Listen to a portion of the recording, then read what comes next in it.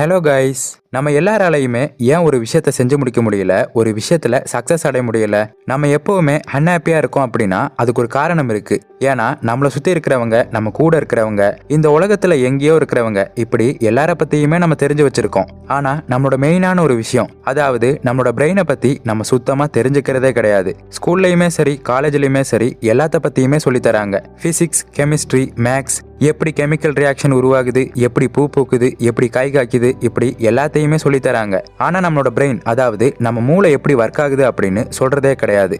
என்ன சொல்றீங்க, நான் என் ஸ்கூல் புக்ஸ்ல எல்லாம் பிரெயினை பத்தி நிறைய படிச்சிருக்கேனே அப்படின்னு நீங்க கேட்கலாம். ஆனா நம்ம நடைமுறை வாழ்க்கையில அப்ளை பண்ற மாதிரி நம்ம ஸ்கூல் அண்ட் காலேஜஸ்ல சொல்லி தரது கிடையாது. அதுதான் உண்மை.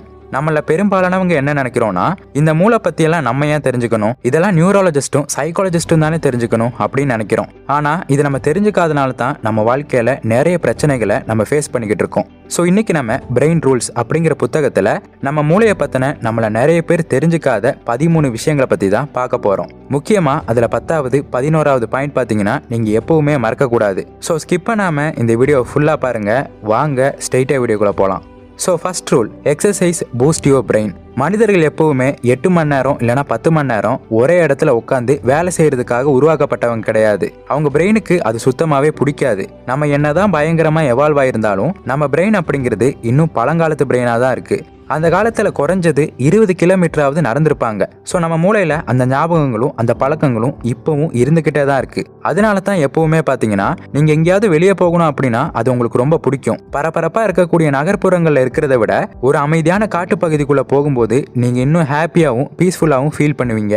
எந்த ஒரு ரிசர்ச் எடுத்து பார்த்தாலும் சரி, வெளியில் எக்ஸசைஸ் பண்றவங்களுக்கும் வீட்டுக்குள்ளேயே உட்கார்ந்து இருக்கிறவங்களுக்கும் டிஃபரன்ஸ் பார்த்தோம் அப்படின்னா, வெளியில் எக்ஸசைஸ் பண்றவங்க தான் அதிகமா பெர்ஃபார்ம் பண்ணிக்கிட்டு இருக்காங்க அப்படின்னு சொல்லலாம். அவங்களோட கிரியேட்டிவிட்டி அதிகமா இருக்கு. அவங்களால நிறைய ப்ராப்ளம்ஸை ரொம்பவே சீக்கிரமாவே சால்வ் பண்ண முடியுது. இதனால மொத்தத்துல அவங்களோட ப்ரொடக்டிவிட்டி அப்படிங்கிறது ரொம்பவே அதிகமா இருக்கு. நம்ம எல்லாருக்குமே தெரியும், நம்ம பிரெயின் அப்படிங்கிறது நியூரோன்ஸ் அப்படிங்கிற செல்களால ஃபார்ம் ஆயிருக்கு. நியூரோன்ஸ் எப்பவுமே தனியா இருக்கும். ஸோ அது ஒவ்வொன்றா கனெக்ட் ஆகும்போது புது புது ஐடியாஸ் வந்து நமக்குள்ள உருவாகிட்டு இருக்கும். நம்ம நடக்கிறதால BDNF அப்படிங்கிற ஹார்மோன் நம்ம உடம்புல ப்ரொடியூஸ் ஆகுது. இது ப்ரொடியூஸ் ஆகுறதால திங்கிங் ஸ்கில் அப்படிங்கிறது இன்க்ரீஸ் ஆகுறதாவும் லாங் டர்ம் மெமரிங்கிறது இன்க்ரீஸ் ஆகுறதாவும் சயின்டிஃபிக்காவே கண்டுபிடிச்சிருக்காங்க.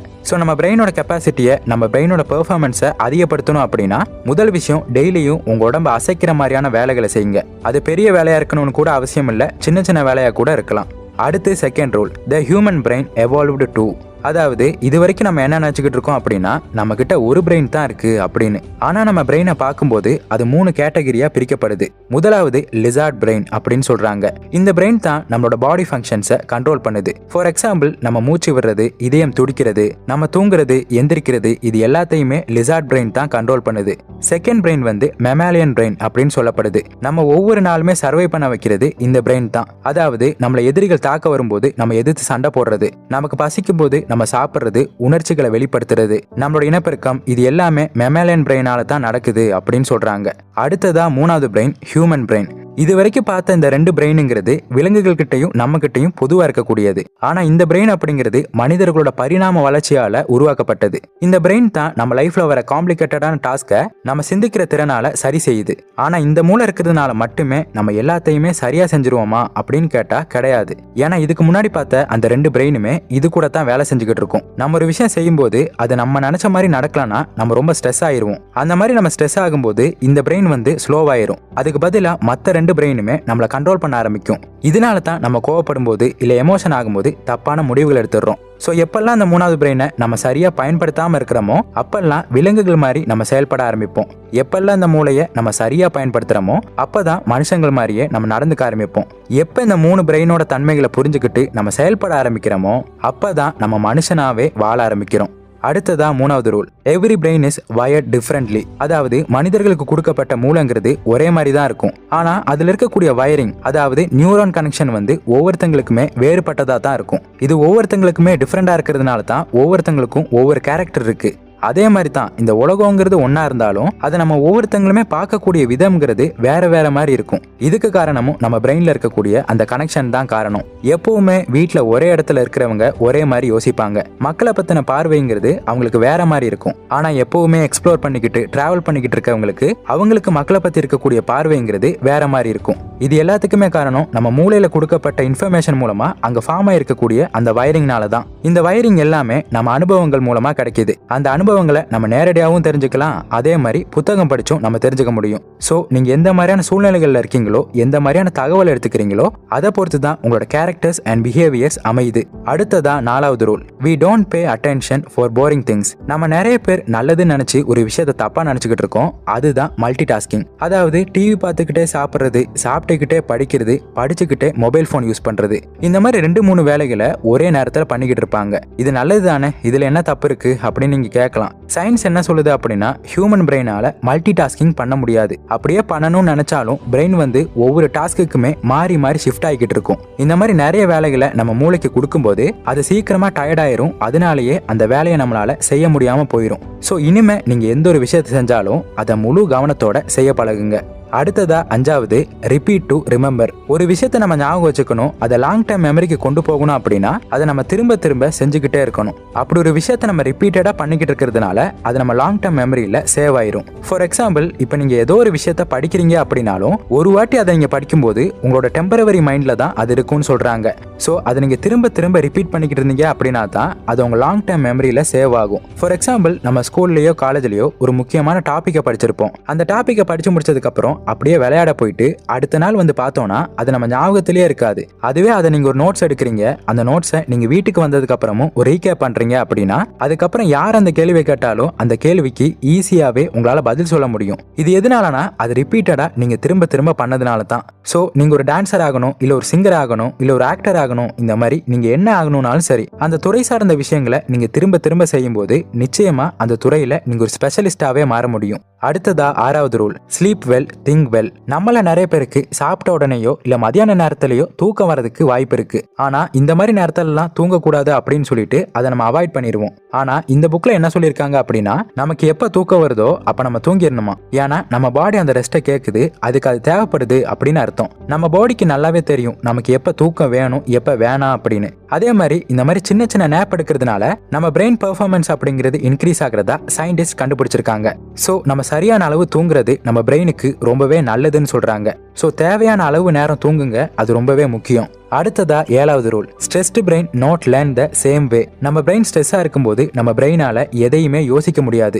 நம்ம டிஸ்கவரி சேனல்லாம் பார்த்திருப்போம், ஒரு சிங்கம் வந்தா அதுகிட்ட இருந்து எப்படி தப்பிக்கிறது, ஒரு யானை வந்தா அதுகிட்ட இருந்து எப்படி தப்பிக்கிறது அப்படின்னு. இது எல்லாமே நமக்கு தெரிஞ்சிருந்தாலும் ஒரு சிங்கம் இல்லனா யானை நம்ம முன்னாடி நின்றுச்சு அப்படின்னா அந்த விஷயம் நமக்கு ஞாபகம் இருக்காது. அது யோசிக்கிறதுக்குள்ளேயே ஓட ஆரம்பிச்சிருவோம். கரெக்டா இல்லையா? ஏன்னா ஸ்ட்ரெஸ்ஸா இருக்கும்போது நம்ம பிரெயின் எப்பவுமே ஒழுங்கா வேலை செய்யாது. ஸோ நம்ம பிரெயின் கரெக்டா வேலை செய்யணும்னா நம்ம ஸ்ட்ரெஸ் இல்லாம ஃப்ரீயா இருக்கணும். ஸோ எந்த ஒரு கடினமான சூழ்நிலைகள் வந்தாலும் ஒரு டீப் பிரீத் எடுத்து நீங்க ரிலாக்ஸ் ஆகுங்க. இந்த மாதிரி செஞ்சாலே நல்ல ஐடியாஸையும் ஒரு நல்ல டிசிஷனையும் உங்களால எடுக்க முடியும். அடுத்ததா 8வது rule, stimulate more the sense. அதாவது நம்ம மெமரியை இன்க்ரீஸ் பண்ணணும் அப்படின்னா நம்மளோட ஒரு சென்ஸை மட்டுமே யூஸ் பண்ணக்கூடாது.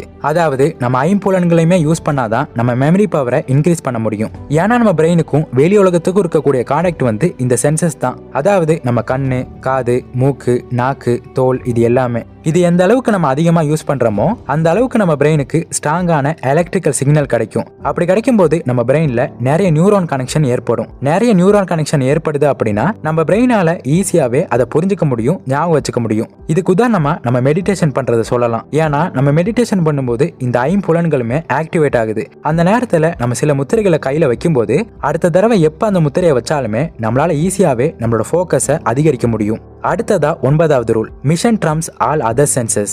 எல்லா சென்ஸை விடவும் நம்ம கண்ணு, அதாவது நம்ம பார்க்கறது தான் ரொம்ப அதிக இம்பாக்டை ஏற்படுத்துது அப்படின்னு சொல்லலாம். நாம நம்ம கண்களால தான் பார்க்குறோம் அப்படின்னு நினைச்சுக்கிட்டு இருந்தீங்கன்னா அது தவறான விஷயம். ஏன்னா நம்ம பார்க்கறது அப்படிங்கிறது நம்ம மூளைக்கு வெறும் எலக்ட்ரிக்கல் சிக்னலாக தான் போய்கிட்டு இருக்கு. அந்த எலக்ட்ரிக்கல் சிக்னல் நம்ம பிரெயினை ரீச் ஆகும்போது தான் நம்ம பிரெயினால அதை பார்க்குறோம். ஃபார் எக்ஸாம்பிள் நைட் டைம்ல நம்ம நிறைய பேர் கயிறை பார்த்து பாம்புன்னு பயந்துருப்போம். ஏன்னா நம்ம பிரெயின்ல அது நல்லாவே பதிஞ்சிருக்கு. அதனால தான் நம்ம பிரெயின் வந்து அந்த கயிறை பாம்பா அசியூம் பண்ணிக்குது. ஸோ இதனால தான் நம்ம எந்த ஒரு விஷயத்த படிக்கும் போதும் சரி, கேட்கும் போதும் சரி, அதை படிக்கிறத விட பார்க்கறத விட இமேஜின் பண்ணி பார்க்கணும், விஷுவலைஸ் பண்ணி பார்க்கணும். அது ஒரு கதை மாதிரியே நம்ம பிரெயின்ல ஓட விட்டோம் அப்படின்னா நம்ம பிரெயின் வந்து அது ரொம்ப ஈஸியாவே ஞாபகம் வச்சுக்கும், எப்பவுமே மறக்காது. அடுத்து 10வது rule, male and female brains are different. ரிலேஷன்ஷிப்பா இருக்கட்டும், ஃப்ரெண்ட்ஷிப்பா இருக்கட்டும், மோஸ்டா சண்டை வரதுக்கான காரணம் இதுதான். ஏன்னா 2 பேரோட பிரெயினுமே ஒரே மாதிரி தான் யோசிக்கும் அப்படின்னு நம்ம நினைச்சுக்கிட்டு இருக்கோம். ஆனா 2 பேரோட பிரெயினுமே பிசிக்கலாவும் சரி, பயாலஜிக்கலாவும் சரி வேறுபட்டது. மென்னும் விமனும் டிஃப்ரெண்டா தான் திங்க் பண்ணிக்கிட்டு இருக்கோம், நம்மளோட உணர்வுகளையும் டிஃப்ரெண்டா தான் காமிச்சுக்கிட்டு இருக்கோம். இந்த மாதிரி நம்மளோட பார்வைங்கிறது எப்பவுமே டிஃப்ரெண்டா தான் இருந்துகிட்டு இருக்கு. உதாரணத்துக்கு ஒரு ஆணுக்கு ஒரு பிரச்சனை வருது அப்படின்னா அதை அவன் தனிமையா உட்காந்து யோசிச்சுக்கிட்டு இருப்பான். அப்படி யோசிச்சாதான் அதுக்கான சொல்யூஷன் அவனுக்கு கிடைக்கும். ஆனா இதுவே ஒரு ஃபீமேலுக்கு அப்படி கிடைக்காது. அது யாருக்கிட்டையாவது சொல்லி அதை ஷேர் பண்ணாதான் அதுக்கான ஒரு சொல்யூஷன் கிடைச்ச மாதிரி இருக்கும், ரிலாக்ஸாவும் ஃபீல் பண்ணுவாங்க.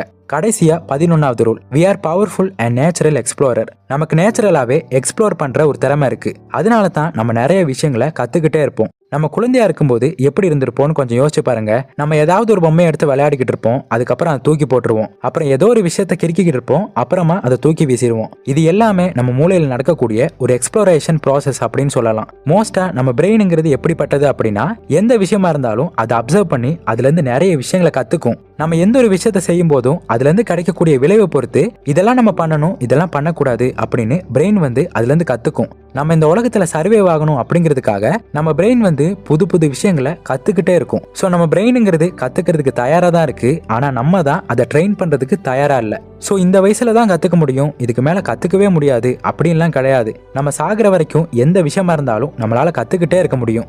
ஸோ எப்பவுமே புது புது விஷயங்களை கத்துக்கிட்டே இருங்க. அப்பதான் உங்க மூளையும் சுறுசுறுப்பா இருக்கும், நீங்களும் சுறுசுறுப்பா இருக்க முடியும். ஸோ அவ்வளோதான். இந்த வீடியோவில் நான் சொன்ன இந்த இன்ஃபர்மேஷன் உங்களுக்கு யூஸ்ஃபுல்லாக இருந்திருக்கும் நம்புறேன். இதை பற்றி இன்னும் நீங்கள் தெளிவாக தெரிஞ்சுக்கணும்னு நினச்சிங்கன்னா பிரெயின் ரூல் அப்படிங்கிற புக்கை வாங்கி படிங்க. இந்த புக்கோட லிங்கை நான் கீழே டிஸ்கிரிப்ஷனில் கொடுக்குறேன். ஸோ இந்த வீடியோ பிடிச்சிருந்தா லைக் பண்ணுங்க, உங்கள் ஃப்ரெண்ட்ஸ் அண்ட் ஃபேமிலி மெம்பர்ஸுக்கு ஷேர் பண்ணுங்க. அப்புறம் மறக்காம நம்ம சேனலை சப்ஸ்கிரைப் பண்ணிட்டு பக்கத்தில் உள்ள பெல் ஐக்கானை கிளிக் பண்ணிக்கோங்க. இன்னொரு இதே மாதிரியான ஒரு யூஸ்ஃபுல்லான இன்ஃபர்மேஷனோட உங்களை வந்து மீட் பண்ணுறேன். தேங்க்ஸ் ஃபார் வாட்சிங்.